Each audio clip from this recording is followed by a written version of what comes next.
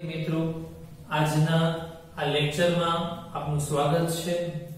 આપણે આગળ પ્રશ્નની ચર્ચા કરીએ તો એની અંદર પ્રશ્ન એવો છે કે વનસ્પતિના અંતઃસ્ત્રાવો વર્ણવો। વનસ્પતિના અંતઃસ્ત્રાવો વર્ણનની આપણે વાત કરીએ તો એની અંદર ઓક્સિન, ઝિબ્રેલિન, સાઇટોકાઇનિન આ ત્રણેય અંતઃસ્ત્રાવો છે ને એ વનસ્પતિને વૃદ્ધિ પ્રેરે છે। એટલે વનસ્પતિમાં વૃદ્ધિ પ્રેરક અંતઃસ્ત્રાવો તરીકે છે। જ્યારે એક અંતઃસ્ત્રાવ જેનું નામ છે ABA, જેને પૂર્ણ નામ કહેવાય એબ્સિસિક એસિડ, એ વૃદ્ધિ અવરોધક અંતઃસ્ત્રાવ છે, અવરોધે છે। હવે આપણે સૌથી પહેલા ઓક્સિન ની વાત કરીએ તો કે ઓક્સિન જે છે એ ઓક્સિન તો કે પ્રરોહાગ્ર એટલે પ્રકાંડની જે ટોચ હોય ને પ્રરોહાગ્ર કહેવાય। એ પ્રકાંડની ટોચના અગ્ર ભાગે એ સંશ્લેષણ પામે છે અને એ વનસ્પતિના કોષોની વૃદ્ધિ માટે એટલે કે એની લંબાઈની જવાબદાર, એના લંબાઈ માટે જવાબદાર હોય છે। સૂર્યપ્રકાશ વનસ્પતિ પર પડે છે તો જે ભાગ પર એ પ્રકાશ નથી પડતો તો ઓક્સિન છે એ ત્યાં પ્રસરણ પામે છે અને તેની સાંદ્રતાની અસરને લીધે એ વનસ્પતિના કોષોની લંબાઈમાં વધારો થાય છે। તો ઓક્સિનનું કાર્ય થયું। ઝિબ્રેલિનના કાર્યની વાત કરીએ તો જે વનસ્પતિનું અંગ પ્રકાંડ હોય છે એ પ્રકાંડની લંબાઈમાં એ વધારો કરે છે। થર્ડ, સાઇટોકાઇનિન જે વિસ્તારની અંદર કોષ વિભાજનની પ્રક્રિયા વધારે જોવા મળે છે ત્યાં સાઇટોકાઇનિનની હાજરી હોય છે, કારણ કે સાઇટોકાઇનિન છે એ કોષ વિભાજનને શું કરે છે? પ્રેરે છે। એ ઉપરાંત ફળ અને બીજમાં એની સાંદ્રતા પણ વધારે હોય છે। તો આ ત્રણેય ઓક્સિન, ઝિબ્રેલિન, સાઇટોકાઇનિન એ વનસ્પતિના વૃદ્ધિ પ્રેરક અંતઃસ્ત્રાવો છે। હવે વૃદ્ધિ અવરોધક અંતઃસ્ત્રાવ તરીકે આપણે એબ્સિસિક એસિડની વાત કરીએ છીએ। તો એબ્સિસિક એસિડ શું કામ કરશે? તો વનસ્પતિની વૃદ્ધિ અવરોધે છે, જેને લીધે પર્ણ છે એ કર્માઈ જાય છે। તો વનસ્પતિના અંતઃસ્ત્રાવોનો એ આન્સર પૂર્ણ છે। ત્યારબાદ એક નાનો એવો પ્રયોગ છે, પ્રયોગનું નામ છે જલાવર્તન દર્શાવતો પ્રયોગ વર્ણવો। જલાવર્તન તમને ખબર પડી ગયું શું છે? હવે એના માટે હું અહીંયા બે કાચના પાત્ર લઉં છું। સમજી લો કે એક કાચના પાત્રની અંદર ત્રીજા ભાગની માટી ઉમેરું છું। આ માટી ઉમેરું છું, આ ત્રીજા ભાગની માટી ઉમેરેલી છે મેં। આની અંદર એ જ રીતે માટી ઉમેરેલી છે ત્રીજા ભાગની અંદર। હવે હું શું કરીશ તો કે હું બંનેને નામ આપીશ પાત્રને। તો કે પહેલું પાત્ર છે ઈ A અને બીજું પાત્ર B એવું મેં નામ આપ્યું। બંને પાત્રની અંદર ત્રીજા ભાગની માટી ઉમેરું છું। પાત્ર A છે એની અંદર હું સૂકી માટી ઉમેરીશ, પાત્ર A ની અંદર હું ભેજવાળી માટી ઉમેરીશ, પાત્ર B ની અંદર હું સૂકી માટી ઉમેરીશ અને આ જે પાત્ર B છે ને એની અંદર હું સાથે સાથે એક આ રીતે પાણીનો પ્યાલો, કેવો માટી ભરેલો માટીનો પ્યાલો છે જેમાં પાણી ભરેલું છે। હવે હું અહીંયા એક જ વનસ્પતિના એક સરખા રોપું છોડને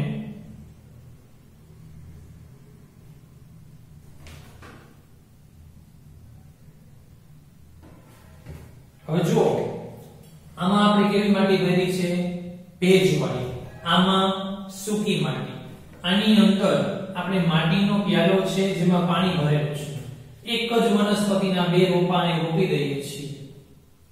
પાત્ર એની અંદર તમારે એની જરૂરિયાત મુજબનું પાણી બહારથી ઉમેરતું જવાનું છે.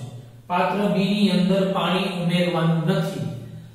હવે 2 અઠવાડિયા પછી જોઈ અને ધીમે ધીમે વ્યવસ્થિત રીતે માટીને ખોલીને જોશું તો પાત્ર એનું જે મૂળ છે ને નીચે તરફ ગતિ કરશે. કેમ? તો કે પાણી નીચે તરફ જાય છે એટલા માટે. જ્યારે પાત્ર બી છે ને એની અંદર એની મૂળની ગતિ જુઓ, માટીનો પ્યાલો છે ને એ તરફ એની ગતિ થાય છે.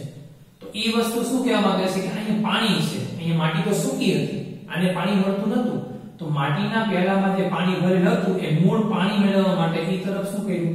ગતિ કર્યું. તો આ પાણી પ્રત્યેનો એક પ્રતિચાર થયો. તો આ જલાવર્તન દર્શાવતો પ્રયોગ.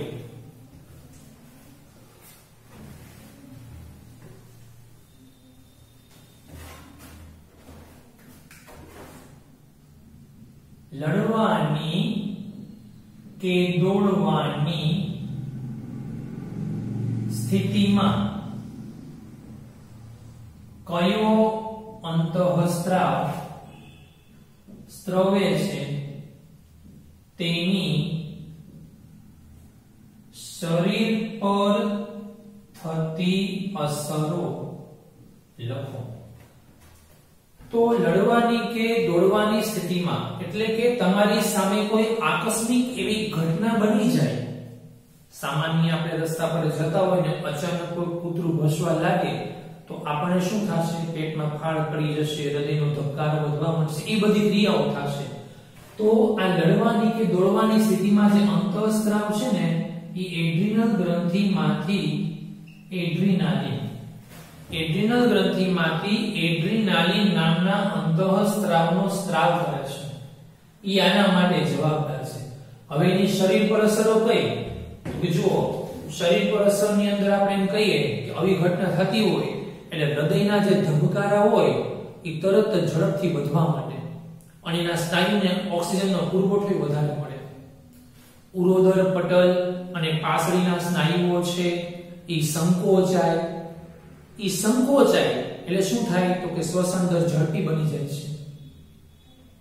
પાચન તંત્ર અને ત્વચાની વાત કરીએ તો એ પાચન તંત્ર અને ત્વચામાં ધમનીઓની આસપાસ જે સ્નાયુઓ હોય ને એ સંકોચાઈ જાય એટલે એને રુધિરનો પ્રવાહ ઓછો મળે છે. પરંતુ એ પ્રવાહ ક્યાં ટ્રાન્સફર થાય છે? કંકાલ તંત્ર તરફ ટ્રાન્સફર થાય છે. તો એડ્રિનલ ગ્રંથિમાંથી એડ્રિનાલિન નામના અંતઃસ્ત્રાવનો સ્ત્રાવ થાય છે જે લડવાની કે દોડવાની ક્રિયા સ્થિતિ માટે જવાબદાર છે. શરીર પર અસર થતી 3 અસરો જે મેં વાત કરી. હવે આપણે પછીના પ્રશ્નની ચર્ચા કરીએ. પ્રાણી અંતઃસ્ત્રાવોની લાક્ષણિકતા. હવે અંતઃસ્ત્રાવી ગ્રંથિ શું છે? તો કે અંતઃસ્ત્રાવોને ઉત્પન્ન કરતી જે ગ્રંથિ હોય ને એને અંતઃસ્ત્રાવી ગ્રંથિ કહેવાય. હવે આ અંતઃસ્ત્રાવી ગ્રંથિ છે ને એમાંથી ચોક્કસ પ્રમાણમાં રાસાયણિક સંયોજનો જેનો સ્ત્રાવ થાય છે.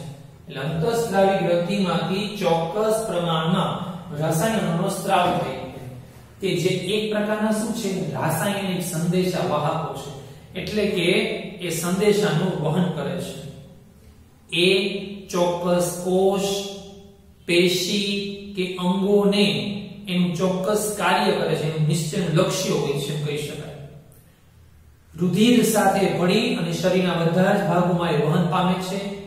અલ્પ પ્રમાણની અંદર એનો સ્ત્રાવ થાય છે અને જો એનો વધારે સ્ત્રાવ થાય કે ઓછો સ્ત્રાવ થાય તો એ શરીર પર અનિયમિતતાઓ સર્જે છે એમ આપણે કહી શકીએ છીએ.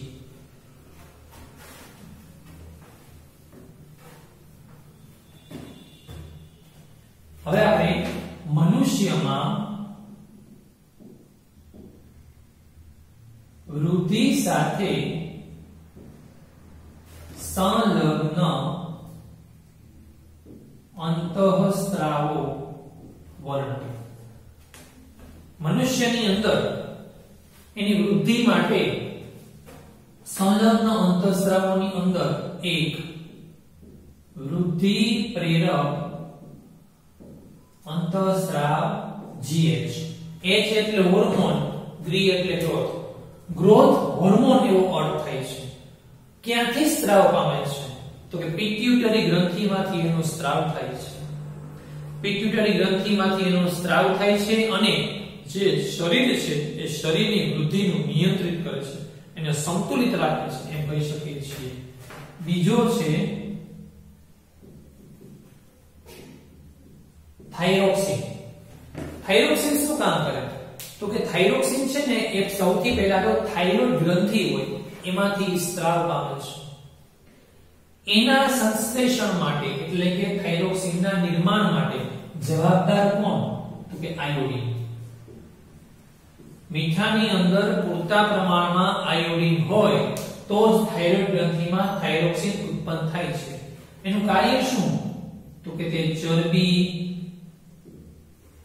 કાર્બોદિત અને પ્રોટીન એના ચયાપચયના ક્રિયાઓનું જે કંઈ પણ નિયંત્રણ કરે છે, આખી શરીરની વૃદ્ધિ અને વિકાસનું નિયમન કરે છે, એના માટે જવાબદાર થાઇરોક્સિન છે.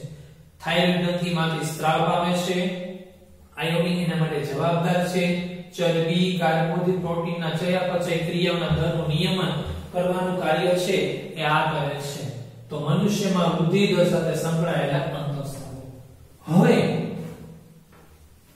આપણે છેલ્લો પ્રશ્ન આ ચેપ્ટરનો કે અંતઃસ્રાવો છે એ અંતઃસ્રાવો અલ્પ પ્રમાણમાં સ્ત્રાવે છે. હમણાં જ આપણે પ્રાણી અંતઃસ્રાવ છે એની લાક્ષણિકતાની વાત કરી કે જો વધારે પ્રમાણમાં અંતઃસ્રાવોનો સ્ત્રાવ થાય કે અલ્પ પ્રમાણમાં સ્ત્રાવ થાય તો એની શરીર પર શું અસર થાય?